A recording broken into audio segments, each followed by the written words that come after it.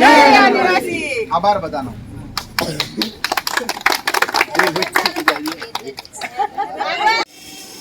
વડીલશ્રીઓ, માતાઓ, નાના ભૂલકાઓ, યુવાનો બધાનો ખૂબ ખૂબ આભાર। હવે હું વાત કરીશ ખાસ તો પહેલાં આપણા જે ગામમાં જે બીએલઓ છે, જે કામગીરી કરી રહ્યા છે, જે મતદાન જે એસઆઈઆર જે ફોર્મ આવે છે, બરાબર। એસઆઈઆર ફોર્મ એ છે કે જ્યારે જે બીએલઓ જેમ કે એને કહેવાય બૂથ લેવલ ઓફિસર, જેમ કે આપણા ગામના શિક્ષક હોય કાં તો આંગણવાડીવાળા બેન હોય, બરાબર, ઘરે ઘરે જઈને એ ફોર્મ આપતા હોય છે આપણને, અને એ આપણે ભરવાનું હોય છે।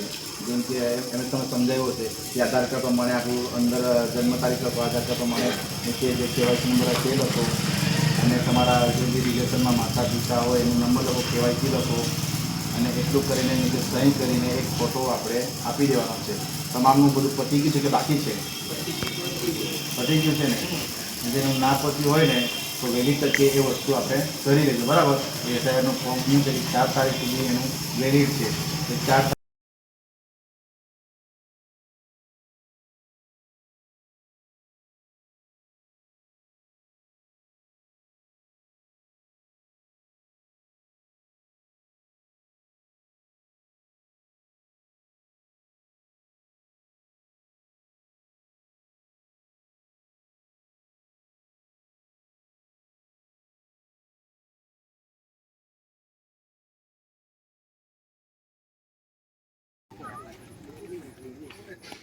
4જે લોકોને લાગે છે કે ભાજપે 30 વર્ષમાં ગુજરાતને બરબાદ કરી દીધું છે તેઓ પોતાનો હાથ ઊંચો કરે। જે લોકો ગુજરાતની હાલતને સુધારવા માંગે છે તેઓ પોતાનો હાથ ઊંચો કરે। ત્યાર પછી જે લોકો ગુજરાતની હાલત સુધારવા માંગે છે આજે તે બધા લોકો શપથ લેશે। હું એક લાઈન બોલીશ, તમે મારી પાછળ પાછળ બોલશો। મંજૂર છે? મંજૂર છે? શપથ લેશું આપણે બધા જમણો હાથ આગળ કરીને। પાછલા 30 વર્ષમાં ભાજપે ગુજરાતને બરબાદ કરી દીધું છે। હું શપથ લઉં છું કે હું ભાજપને હવે ગુજરાતને વધુ બરબાદ કરવા દેવાનો નથી। હું શપથ લઉં છું કે આવતી કોઈ પણ ચૂંટણીમાં ભાજપને મત આપવાનો નથી। હું શપથ લઉં છું કે મારા પરિવાર અને ગુજરાતના સુવર્ણ ભવિષ્ય આવતી દરેક ચૂંટણીમાં હું આમ આદમી પાર્ટીને ઝાડુને મત આપીશ અને બીજા લોકોને ઝાડુમાં મત આપવાનું સમજાવીશ। હું માનું છું કે આમ આદમી પાર્ટી એક ઈમાનદાર અને દેશભક્ત પાર્ટી છે। ક્યારેય આમ આદમી પાર્ટીનો સાથ નહીં છોડું। ભારત માતા કી જય! ભારત માતા કી જય! જય જવાન, જય જવાન, જય આદિવાસી। આભાર બધાનો।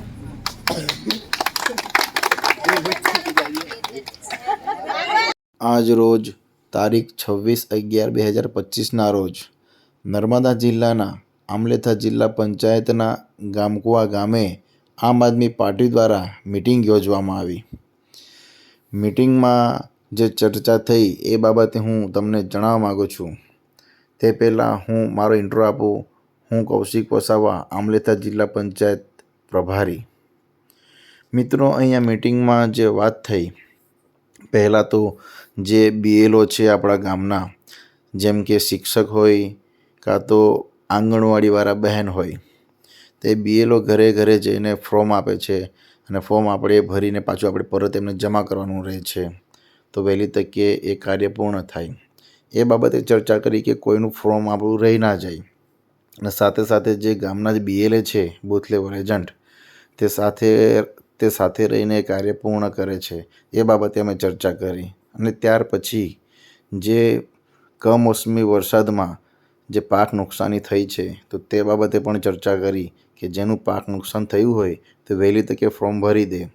પણ અહીંયા ચર્ચામાં લોકોએ પોઝિટિવ જવાબ આપ્યો કે અહીંયા મોટાભાગના બધા લોકોના ફોર્મ ભરાઈ ગયા છે અને જે BLOના જે ફોર્મ છે SIRના તે પણ ભરાઈ ગયા છે. તો ખૂબ સરસ કહેવાય કે આ બધું કામગીરી કમ્પ્લીટ રીતે થઈ ગઈ છે. અને ત્યાર પછી હું કહેવા માગીશ, આવનારા સમયમાં તાલુકા જિલ્લા પંચાયતની ચૂંટણી આવી રહી છે. તો આપણે હવે આ 30 વર્ષથી આ ભાજપ સરકારને આપણે જે શાસન કરવા દીધું છે તો હવે આપણે એમને વિરામ આપવાનો છે. હવે એક મોકો હવે આમ આદમી પાર્ટીને આપવાનો છે. કંઈક પરિવર્તન લાવવું હશે તો આપણે એક મોકો આપણે આમ આદમી પાર્ટીને આપવો પડશે. આપણો કિંમતી અને પવિત્ર મત આમ આદમી પાર્ટીને તાલુકા પંચાયતને અને જિલ્લા પંચાયતને જંગી બહુમતીથી જીતાડવાની છે. એ લોકોને લાગે છે કે ભાજપે 30 વર્ષમાં ગુજરાતને બરબાદ કરી દીધું છે, તેઓ પોતાનો હાથ ઊંચો કરે. જે લોકો ગુજરાતની હાલત સુધારવા માંગે છે તેઓ પોતાનો હાથ ઊંચો કરે. ત્યાર પછી જે લોકો ગુજરાતની હાલત સુધારવા માંગે છે આજે તે બધા લોકો શપથ લેશે. હું એક લાઈન બોલીશ, તમે મારી પાછળ બોલશો. મંજૂર છે? મંજૂર છે. મંજૂર છે? આપણે બધા શપથ લઈશું જમણો હાથ આગળ કરીને. હું જેમ બોલીશ તેમ તમારે બોલવાનું છે, બરાબર? પાછલા 30 વર્ષમાં ભાજપે ગુજરાતને બરબાદ કરી દીધું છે. હું શપથ લઉં છું કે હું ભાજપને હવે ગુજરાતમાં વધુ બરબાદ કરવા દેવાનો નથી. હું શપથ લઉં છું કે આવતી કોઈ પણ ચૂંટણીમાં ભાજપને મત આપવાનો નથી. હું શપથ લઉં છું કે મારા પરિવાર અને ગુજરાતના સુવર્ણ ભવિષ્ય માટે આવતી દરેક ચૂંટણીમાં હું આમ આદમી પાર્ટીને ઝાડુને મત આપીશ અને બીજા લોકોને ઝાડુમાં મત આપવાનું સમજાવીશ. હું માનું છું કે આમ આદમી પાર્ટી એક ઈમાનદાર અને દેશભક્ત પાર્ટી છે અને હું ક્યારેય આમ આદમી પાર્ટીનો સાથ નહીં છોડું. ભારત માતા કી જય! ભારત માતા કી જય! જય જવાન, જય જવાન, જય આદિવાસી, જય જોહાર. તમામ આભાર સૌ.